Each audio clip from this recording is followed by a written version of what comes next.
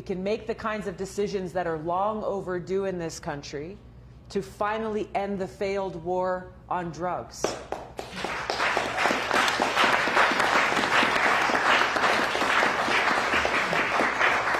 We're seeing much more progress being made at the local and the state level all across this country, for example, in the area of cannabis.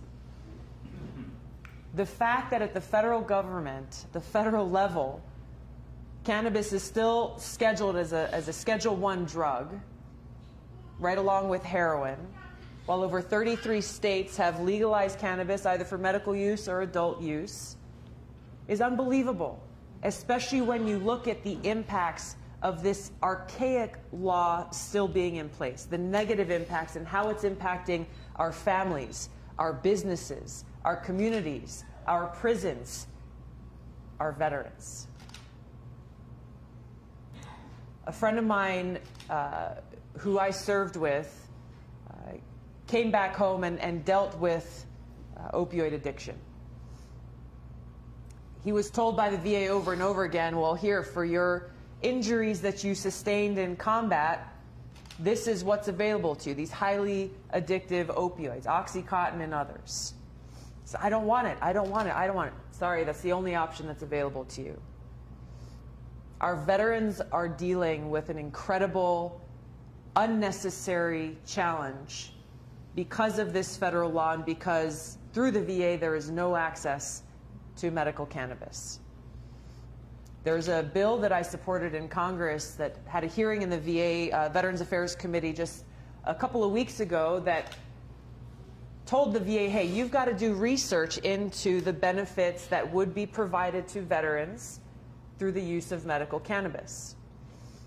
Officials from the Department of Veterans Affairs came and testified in opposition to the bill.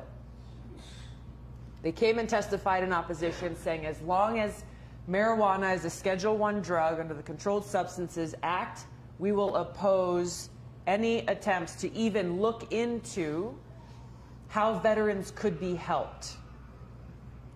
So I've introduced legislation in Congress, the only bipartisan legislation that would very simply remove marijuana as a Schedule I drug completely. Decriminalizing it, leaving it up to states to regulate as they choose, as they are already doing.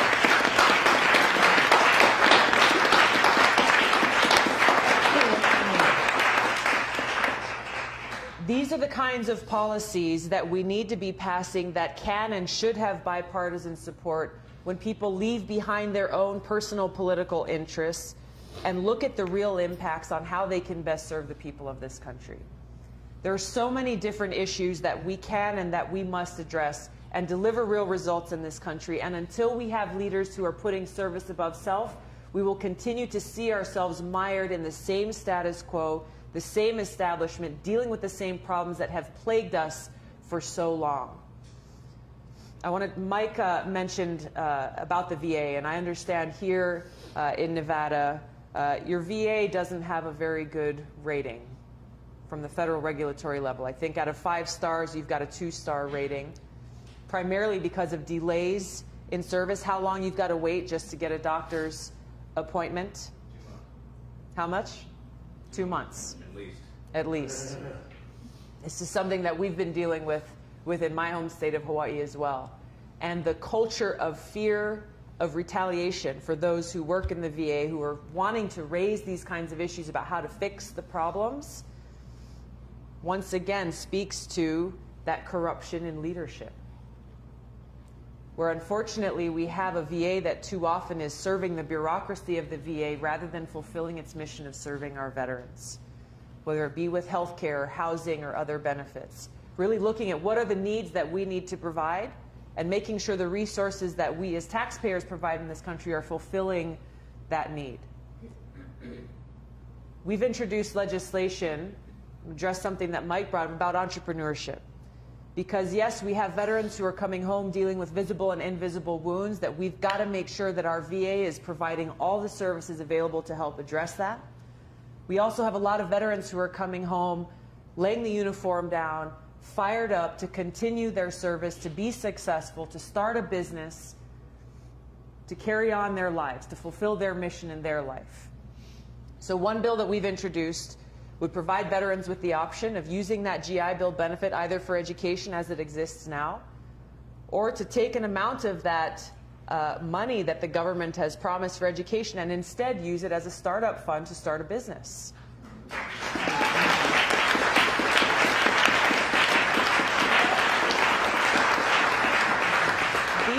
These are the ideas that come around when we're actually listening to our friends, our fellow veterans, and saying, hey, what do you want to do? What do you want to do with your life when you come home?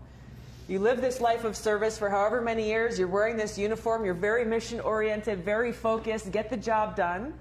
When you're ready to lay that uniform down, what's next? There's a world of opportunity for people who are trained, efficient, work well as a member of a team, trained leaders, mission-focused. We as a country got to be able to set them up for success and provide them with all the tools that we have available. I think we have time. We'll take one last question here. Hi, my name is Jeff Carlson. Just a guy, I guess.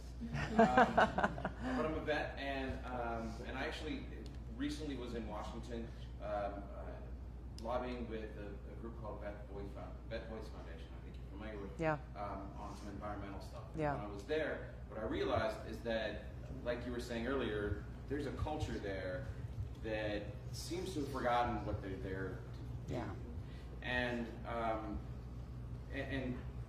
you know, it would be nearly 2 years before you would be sworn in as president. Mm-hmm. So that's a long time between now and then to be able to make some of these changes. I really appreciate a lot of things you said. Yeah. One of the things that I think that you could do now as a congresswoman, as a presidential candidate, is speak publicly about some of the changes that I think we need to make so that perhaps the culture starts to change within the conversation. Yeah. Right?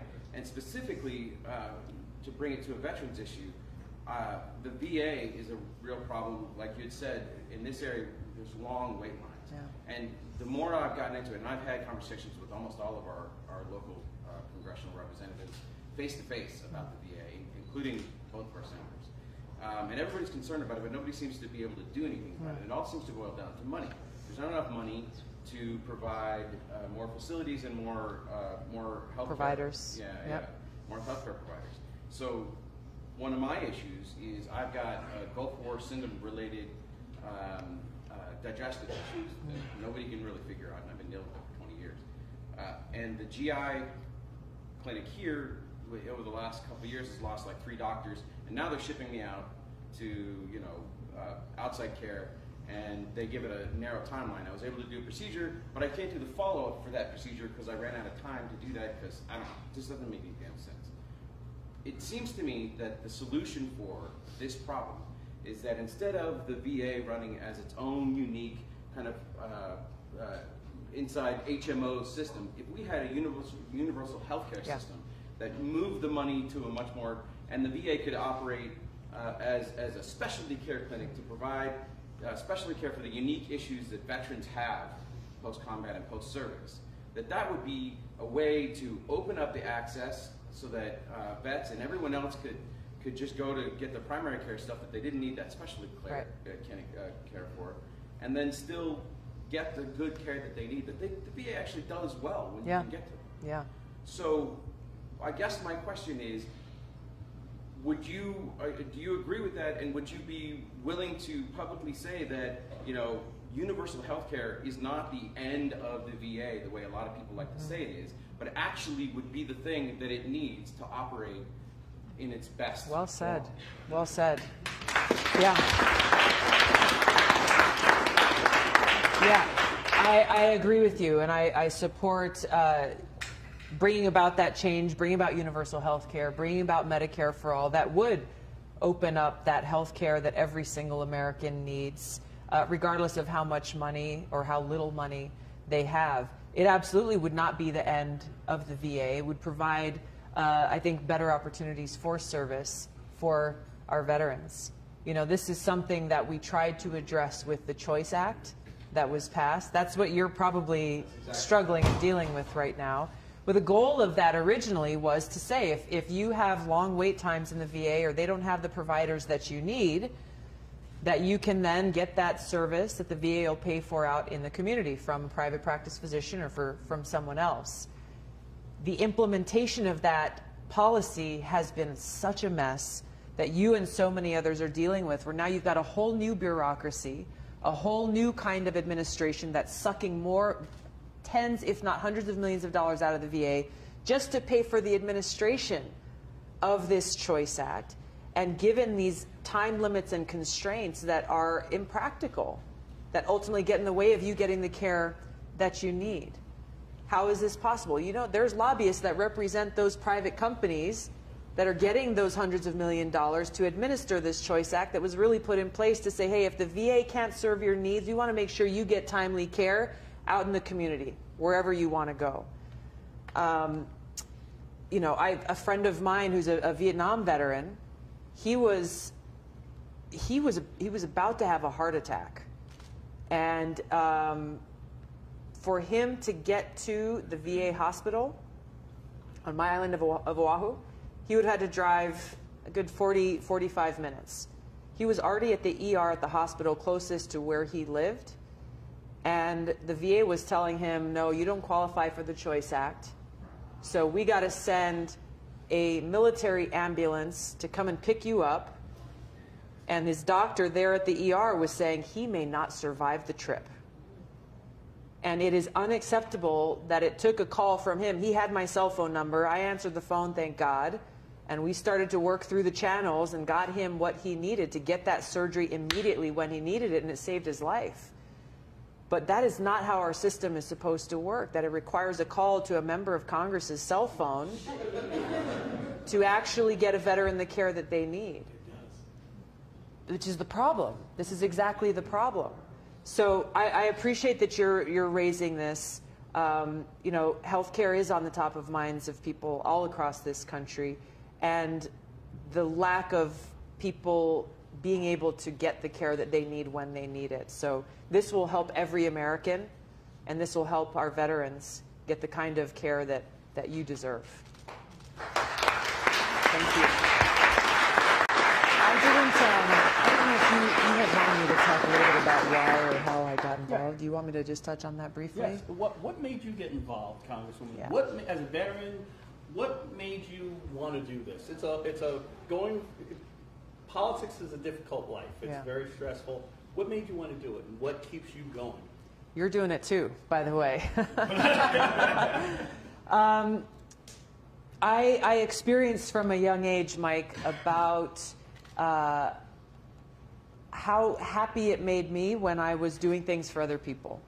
That when I was trying to make a positive impact, whether it was something simple or small in Hawaii, like going and cleaning up trash off the beaches on the weekends with my friends, things like that made me happier than when I was just doing things for myself.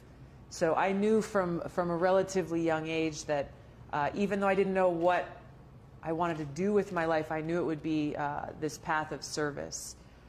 It was my 2 deployments to the Middle East that motivated me to run for Congress. I had served in the State House previously. I'd served on our city council.